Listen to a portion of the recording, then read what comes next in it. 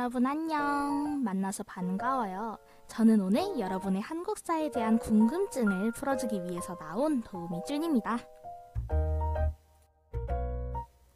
우선은 광문고등학교에 입학하신 것을 진심으로 축하드립니다.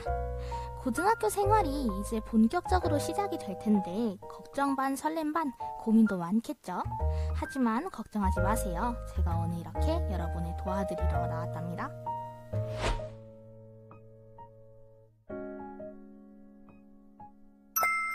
먼저 수행평가 얘기를 좀 해볼게요.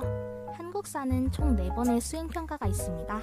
반영 비율은 수행평가 40%, 지필평가 60%이고요. 1학기 2번, 2학기 2번에 걸쳐서 수행을 치르게 됩니다. 먼저 주의를 드리자면 지금 제가 설명드리는 내용은 2023학년도를 기준으로 하기 때문에 올해와 차이가 있을 수 있다는 점 알아두시기 바랍니다. 1학기 1차 수행평가는 문화재라는 주제를 가지고 진행되었습니다. 원하는 문화재를 하나 선택해서 시기와 시대적 특징, 문화재의 특징을 서술하고 이후에 전시회 팜플렛을 제작하는 방식이었죠. 20점짜리였어요.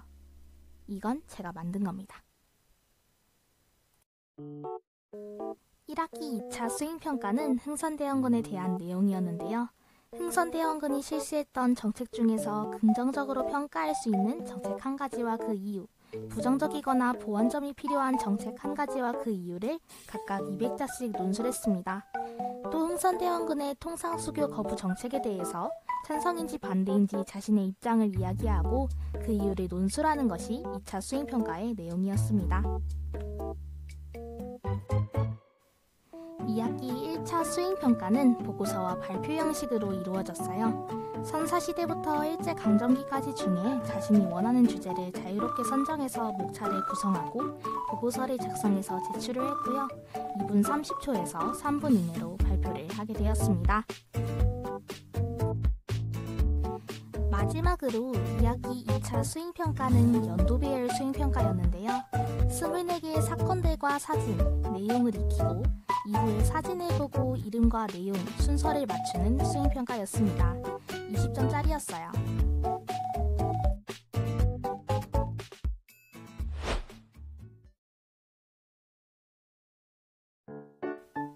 그래서 이렇게 고등학교에 왔는데 한국사는 대체 어떻게 공부해야 돼요? 이런 생각 다들 하고 계신가요?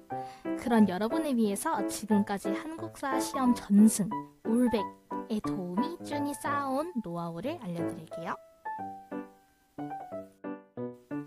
일단 한국사는 대표적인 암기형 과목이기 때문에 중학교 때와 별반 다르지 않다는 사실, 혹시 중학교 때 수업 잘 안 들은 건 아니죠? 중학교 2 또는 3학년 때 배운 한국사가 정말 그대로 나오기 때문에 전에 공부했던 자료가 있다면 킵! 다시 읽어보시는 걸 추천드립니다. 공부 방식은 저 같은 경우에는 노트 필기를 지향하는 편이에요.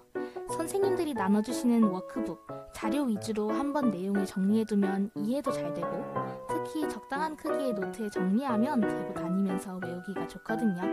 그렇다고 순서대로 정리하겠다고 문화, 전쟁, 정치 이런 것들 뒤죽박죽으로 써놓으시면 오히려 헷갈리는 거 아시죠? 순서를 일정 부분 지키되 카테고리를 나눠서 같은 주제끼리 모아 정리하는 게 더 좋습니다. 정리한 후에는 암기도 꼭 해야겠죠? 각자 자기 방식에 맞는 대로 암기하시면 되는데 저는 백지 암기법을 사용하고 있습니다. 교과서 정독은 꼭 필요한 과정이에요. 적어도 3번에서 5번은 해주시면 좋은데요. 이때 그냥 읽기 싫은 책 읽듯이 줄줄이 생각 없이 읽으시면 죄송하지만 아무 효과도 없습니다. 첫 번째는 글, 두 번째는 사진이나 조약 내용, 세 번째는 옆쪽에 있는 쪽지글, 이런 식으로 집중할 것을 하나씩 정해서 여러 번 정독하는 게 낫다는 거 알려드릴게요. 생기부를 채우려면 세특도 엄청 중요하겠죠? 세특을 채울 때에는 본인의 진로나 관심 분야와 엮는 것이 매우 중요한데요.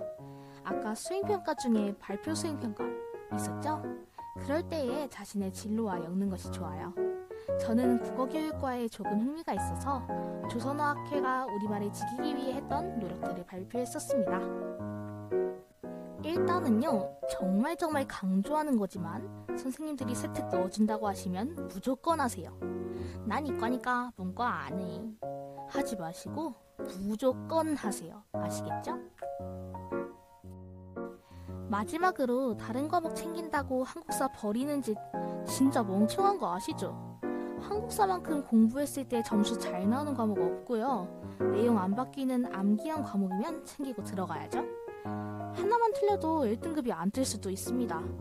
그래도 반대로 공부하면 평균을 끌어올려주는 효자 과목이 되니까 버린다는 생각은 절대 하지 마시기 바랍니다.